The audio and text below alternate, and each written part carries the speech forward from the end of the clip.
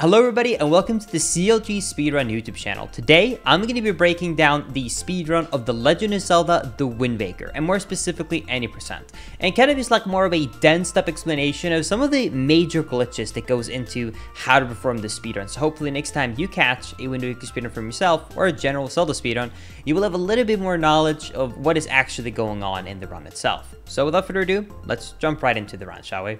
Immediately when the run starts, you're going to notice one of the main kind of exploits that you're going to see in the Wind Waker, and that is surrounding water. As you know from Wind Waker, the entire game is based upon water and this kind of ocean to create a sort of open world on the limited hardware that they had at the time. So being able to maneuver around the ocean or be able to reach islands early is like one of the most fundamental aspects of speedrunning this game, because the game has a lot of flags or checks in place or items or even just arbitrary text boxes that kind of avoid you from kind of breaking off the intended order. So we want to get anywhere we want as quickly as we can. And the first objective to do that is to receive the Wind Waker, because the Wind Waker is hands down the most broken item in this game, which we're going to get to later. So my first step is going to be to somehow try and escape outside island, because normally when you would play Wind Waker, you would have to go through about 30 minutes of cutscenes to reach Dragon Roost. So what I'm going to do is I'm going to perform a glitch known as manual super swim. It's a very complicated glitch, but in very simple terms. Every single frame, and if you don't know what a frame is, by the way, it's sort of what makes up the motion of a video game. This game runs at 30 frames per second, so basically 30 pictures per second to create a smooth motion. So every single frame you swim in the water, you gain 3 units of speed, up until 18, and that's when the game caps you and can no longer go any faster. But every time you turn around, the game will add 3 units of negative speed to Link, and that's to kind of just slow him down so you can't like turn around in the ocean in like maximum speed, to be a little bit more realistic. But this is where the exploit comes into play. The developers forgot to put a speed cap for how fast Link can go backwards, since they never intended him to move backwards, only forward. And it's a very similar exploit you might see in other games like Super Mario 64, for example, with its BLJ glitch. So we're going to abuse this mechanic by first flicking the analog stick as quickly as you can up and down to gain a little bit of speed. Unfortunately, due to the fact that I'm a human and I can't flick the analog stick 30 times per second, it's not exactly enough to gain enough speed to perform a super swim. So once I've done that a little bit of time and I gain a good amount of speed, I'm then going to proceed to pause buffer the game. So just hold up an analog stick, pause it on pause, hold down, and etc. over and over again, frame perfect, until we have about 500 to 600 units of speed, which, to give you a reference, the fastest movement speed you would ever have in this game is 28, because that's a full rolling speed. Once you have this, you can now start performing super swims because of how fast you're moving. So that's going to allow me to charge up more speed in the ocean by doing a little cool trick with the camera. And once I've done that, I'm going to go to the beach, get an air refill, and then I'm just going to shoot all the way across the ocean and make it all the way to Dragon Roost immediately, skipping all the 20-30 minutes of cutscenes. And this is where the run really starts to get interesting, because like I mentioned earlier, the Wind Waker is the most broken item, and it is the first thing you receive once you get to Dragon Roost. So what I'm going to do immediately when I get to Dragon Roost and I've obtained my Wind Waker is to start performing a glitch known as storage. Now, storage is one of the most complicated glitches in all of Wind Waker, so I'll try my very best to simplify it as much as possible. And we'll actually have to dive a little bit away from the footage of the run, because I kind of want to give you a sort of a better understanding of roughly, in a rough way, how storage works. So, in this example, imagine that you have 2 states. You have the playable state and you have a non-playable state. And we're going to see this as playable state is like 0 and the non-playable states are 1. Right, in terms of numbers. And why is there even such a thing as a non-playable and a playable state? Well, let's say I'm talking to an NPC, right? The game doesn't want me to be able to walk around while I'm talking to an NPC, right? It just wants me to simply press the A button. It doesn't want me to walk away in the middle of a conversation. So it restricts some of Link's movement options, or some regard like that. When you open up a chest, you're not supposed to be able to walk away in the middle of it. When you play the Wind Waker, right, you're supposed to only use the C stick to move the Wind Waker around. In some way, it restricts your gameplay. Now, let's say, in this case, we take out the Wind Waker. The game added a 1 to this value. It went from 0, playable, to 1, non-playable state, because it has a restriction on it, right? Because I'm playing an instrument. And when I press the B button to cancel my Wind Waker, it adds -1, right? Bam. back to the playable state? Well, by performing a glitch known as a Wind Waker dive, which basically allows you to fall in midair while your Wind Waker is out in your hand. If I proceed to press B to cancel the Wind Waker exactly 3 frames before I land, it's actually going to perform canceling the Wind Waker, put me back in the playable state, so basically the -1, but I'm still gonna have the Wind Waker in my hand. Because by performing the B input 3 frames before I land, I did it at the same time as an animation was supposed to play, and it doesn't properly cancel out of my Wind Waker. That allows me to press the B button a second time. And now you can sort of imagine that I'm almost in like -1, like -1. And this is why it's called storage. I'm storing the event of being in a playable state, having control over the player when I'm not supposed to. So now as an example, I'm gonna take out the Wind Waker again. And remember, it always adds 1, right? When I take out the Wind Waker from 0 to 1. Well, in this case, I have -1, meaning that when I press the Wind Waker to take it out, it kind of just goes into state 0, the playable state. Meaning that even though I have the Wind Waker out, I can play the game just like normal. I can walk around with Link, I can use my sword, I can use anything I want, which is not supposed to happen. And this is where the really interesting exploits comes into play. Because the Wind Waker always wants to make sure that you're facing the camera. Because remember, when you take out the Ocarina and Ocarina of Time, or the Wind Waker and Wind Waker, right? You don't want to see Link's, back. You want to see him face the camera and play the instrument into the camera. So it has a script telling it that it always have to face the front of Link. Meaning, if I enter the water and I hold up on my analog stick, Link will turn around, but the camera will turn around with me. Meaning that the next frame, Link will turn around, and the camera will turn around with me, and so on and so forth. The camera is basically flipping every frame 180 degrees because it has to face the front of Link, meaning I'm now turning around every single frame, just like I was doing with that trick earlier, the manual Super Sim glitch, but instead of having to pause buffer it, it's doing automatically for me, which allows me to gain an exponential amount of speed very quickly, and I'm gonna use this to my advantage to Super Sim over to this little submarine area. And the reason I want to go to this submarine is very clever. This is a GameCube game, so the developers had to make some cuts to make sure that, they were saving on memory, for example. And what they did, as an example, is they keep the guard in Forsaken Fortress 1 and a normal Moblin as the same character. They're not 2 individual, characters in the game. And the only way that the game determines should a Moblin act as a guard or should a Moblin act as a normal enemy is based upon, do you have a sword in your inventory? Because the only time you would ever interact with a Moblin in the game without a sword would be Forsaken Fortress 1. But with the glitches, that's not the case. So when I enter the submarine, they see, wait, he doesn't have a sword. He must be an FF1. So they act like a guard, they throw the fire on you and throw you into jail. Basically almost rung warping you into the prison cell in Forsaken Fortress 1. Getting us there very, very quickly. Then, with some clever movement, we can make our way through Forsaken Fortress 1, get through the whole thing, get to the very, very end, and pick up our sword, because the sword is always there. Meaning we skipped all the outset stuff, and we already have our sword and our Wind Waker, and we can now make our way to Windfall, where King of Red Lions will spawn the boat for the game. Now, while we're at Outset Island, I'm going to pick up some rupees, I'm going to buy the sail, which is going to come in use later so we can actually use the boat, and then I'm going to obtain storage again.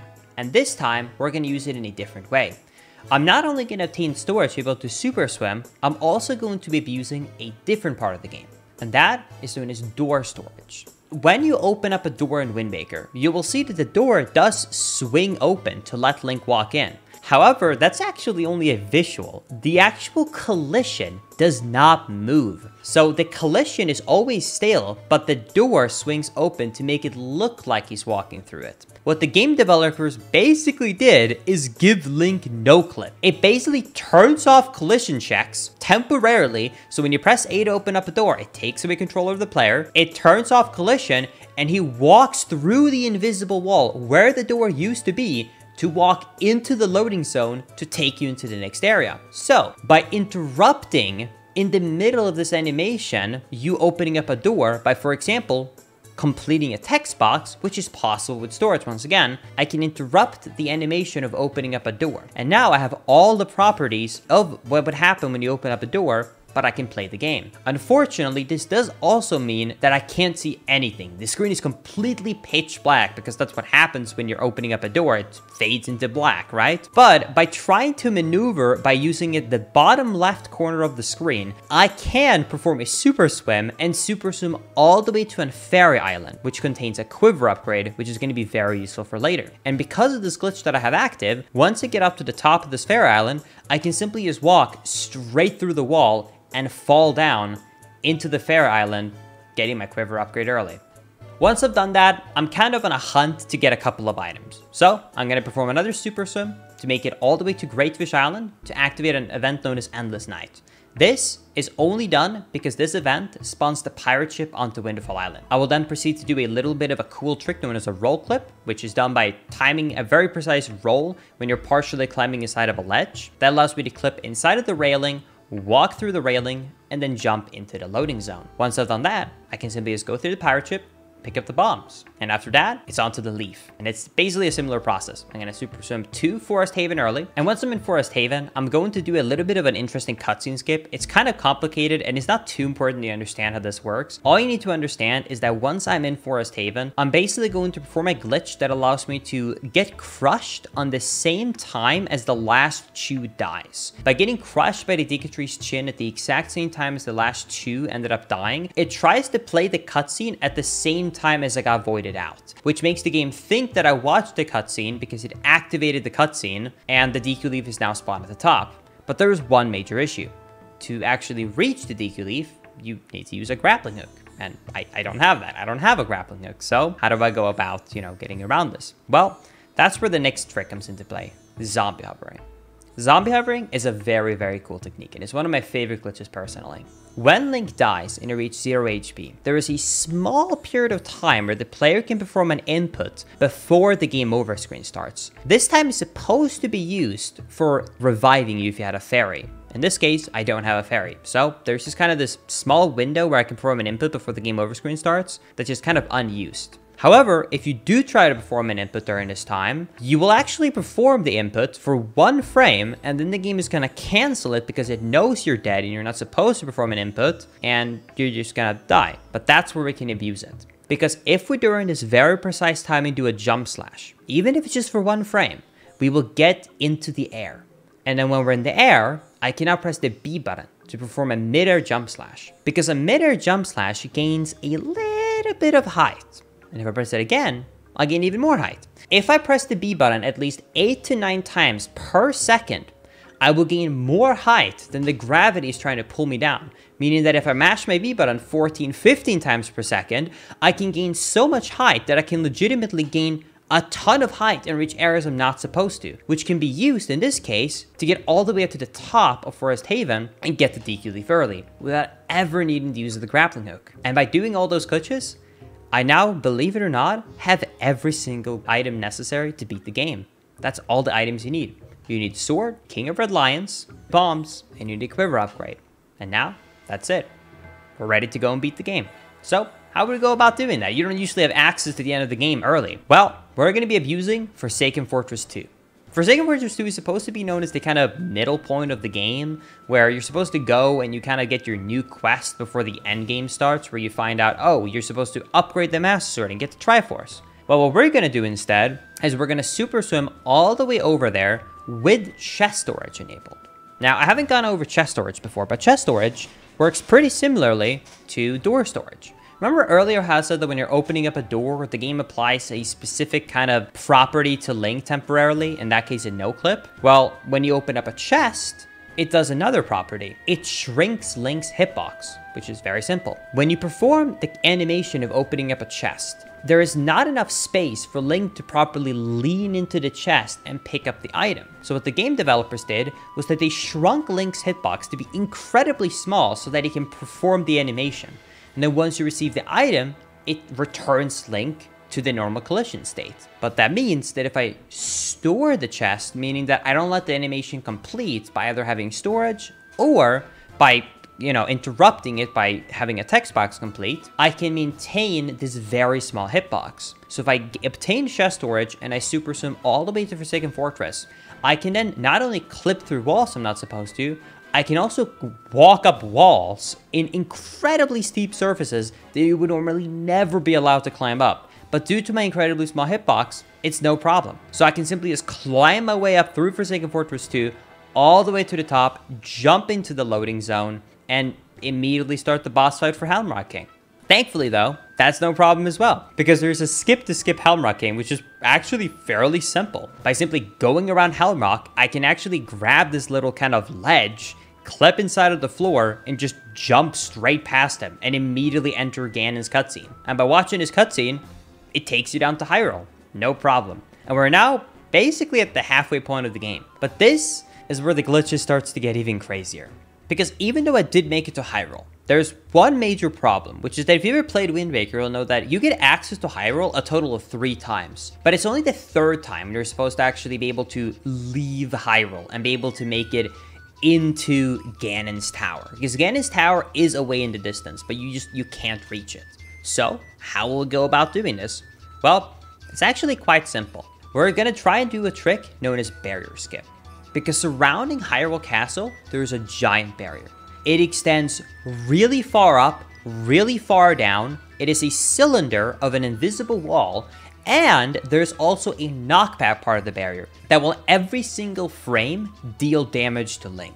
Thankfully, it was figured out years ago how to get past the damage part of the barrier. Because it tries to deal damage to you every single frame, if you take out the Wind Waker on the same frame that you're supposed to take damage, you can actually basically cancel out the effect. So I walk into the barrier, I take damage on purpose, I walk back into it, and then I try and take out the Wind Waker on the right frame. And if I do that, I'm basically past it. But there's still this invisible wall, and there isn't any glitches I have to my disposal to clip through this invisible wall. You remember all these glitches I mentioned, like, oh, why don't you just do a storage? There's no doors in Hyrule. Why don't I store a chest? There's no chests in Hyrule. You see the issue that we had for years. Well, what was discovered was that this cylinder isn't perfectly made. There is 1 pixel, not an over-exaggeration, 1 pixel of a gap in between where the invisible walls meet up to create this cylinder, because it's not a perfect cylinder, it's a pretty low polygon cylinder. And it happens to be that one of these invisible walls that meet up to create this cylinder takes place in the middle of this bridge. So, by doing an incredibly precise setup to get into a pixel perfect location and having a perfect angle, I can then drop a bomb over my head, and if timed perfectly, when you drop a bomb over your head, you will be pushed forward. And if I have the perfect position and the perfect angle with a perfect timing, this bomb will push me in the perfect direction towards the 1 pixel that is missing collision. And if done correctly, there will be just enough speed to push me through this little crack, and I'll just pop through. And once I've done that, it's free game. I can just roll all the way into Ganon's Tower. And in Ganon's Tower, there's actually not too much standing in my way, believe it or not. There's basically 3 main parts of Ganon's castle. The Trials, which is an area you're supposed to refight the trials in the game. There's a maze with Phantom Ganon. And then there's the Puppet Ganon and Ganon fight. For the Trials, you can do a similar trick that I did to perform the password skip to get the bombs early by doing a frame perfect roll clip, which lets me clip out of bounds and leaf into the loading zone at the end of the trials, skipping having to refight the 4 trials, which is very essential because I don't have the items necessary to complete them. Once I've done that, I roll up and go into the maze for Phantom Ganon. Thankfully, the maze order is always the same. Down, left, right, up. Once I've memorized that and I just walk through it, I get to the very end and I defeat Phantom Ganon. And this will give me the light arrows. And the arrows is the reason I got the quiver earlier, which, if you remember me mentioning it, it was very important for later, and this is why. In Wind Waker, you don't have the elements added to your bow. Instead, there are 3 different bow items. There's bow with no upgrades, there's bow 2, which has bow and arrows with fire and ice arrows, and then bow 3, which has bow and arrows, and then fire, ice, and light arrows. So by picking up the light arrows, I immediately obtain all of the elements and the bow and arrow. But I can't actually use them because it doesn't give you a quiver with it, like it normally would if you picked up the bow and arrow in Tower of the Gods, like it would in a normal playthrough. But since I picked up a quiver upgrade, I do have usable arrows, so I can now use the light arrows. And after that, it's quite simple. Defeat Phantom Ganon, roll up the stairs, head into the Puppet Ganon room, and defeat Puppet Ganon. Puppet Ganon is a little bit tricky because you're supposed to be using the boomerang. Thankfully though, with some very clever techniques and shots, shooting him while he's moving around in midair, you can just barely take him down. And then, it's time for the final trick, and the final annoying part of the run. Once you made it all the way to the top, there's 2 tricks left, and that is the Morph tricks. Unfortunately, despite everything I've done so far, I can't make it to the very top of the platform because it requires the grappling hook and the hook shot. For the grappling hook part, you can shoot the morphs that is at the top of the platform through the floor, and if you get lucky and they do a far bounce animation, they can actually bounce against the war pot while they're lit on fire with a fire arrow, burning the pot lid away, letting it warp to the top, which is as simple as it sounds actually. The only unfortunate part is that it's luck based how far they bounce, but it's a pretty simple trick. But to get to the last platform without the hook shot is a little bit more tricky. Basically, I need to get a morph up there and drop a heart.